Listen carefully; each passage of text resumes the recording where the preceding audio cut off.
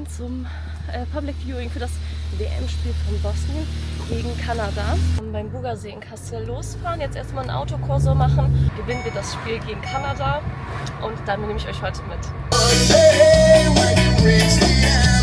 Take me to America, I really want to see the Statue of Liberty.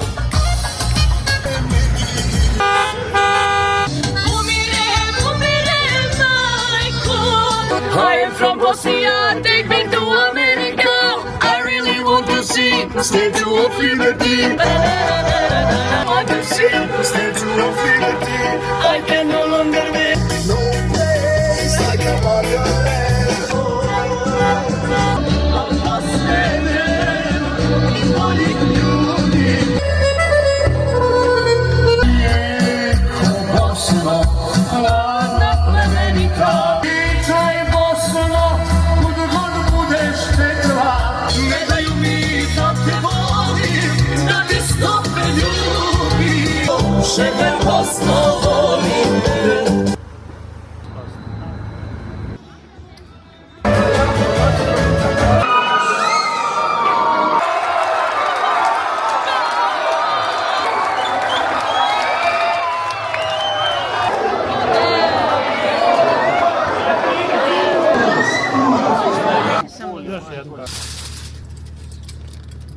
Besser als nicht.